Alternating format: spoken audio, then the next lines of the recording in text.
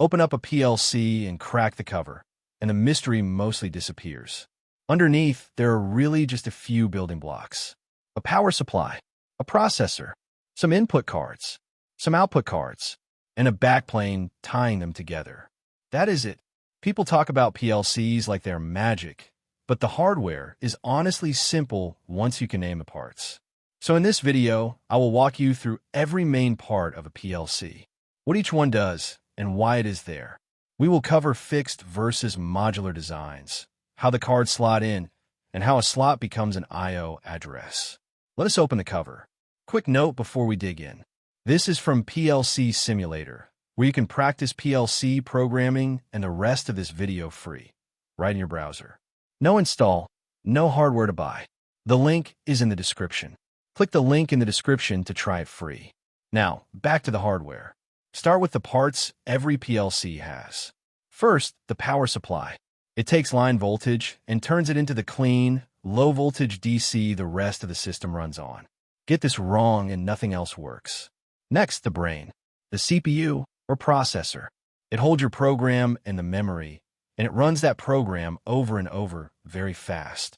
Everything the PLC decides happens here. Then the input modules. These read the field, push buttons, limit switches, proximity sensors, anything telling the PLC what is happening out in the machine. Across from them, the output modules. These drive the loads, relays, contactors, valves, indicator lights. This is how the PLC acts on the world.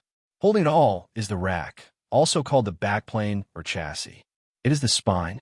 It feeds power to every card and carries the data between them and the CPU. And often there is a comms module, Ethernet or serial, so the PLC can talk to HMIs, drives, and other controllers. Now, those parts come packaged two different ways. The first is fixed, sometimes called compact or all-in-one. The power supply, CPU, and a set of inputs and outputs are built into one sealed brick. You cannot change the mix. It is cheap, small, and perfect for a simple machine with a known I/O count. The second is modular. Here the rack is separate, and each function is its own card you plug in. A power supply card, a CPU card, as many input and output cards as you need. Need more I/O later? Add a card. Need a special analog or motion module? Plug it in. Fixed wins on cost and size. Modular wins on flexibility and on big systems. Most serious plants run modular for exactly that reason. Here is the part that confuses beginners. How modules slot in, and how a slot becomes an address. On a modular rack, each card sits in a numbered slot, slot 0, slot 1, slot 2, and so on. The position is not cosmetic. It is how the CPU knows where each card lives. That slot number becomes part of the I/O address. So input 1, on the card in slot 2, gets a specific tag the program can reference. Move that same card to a different slot, and its addresses change with it. The wiring did not move, but the address did. That is why electricians and programmers agree on a slot layout before anything gets wired. The address map and the physical rack have to match, card for card. So how do these parts work together? On a repeating loop called the scan.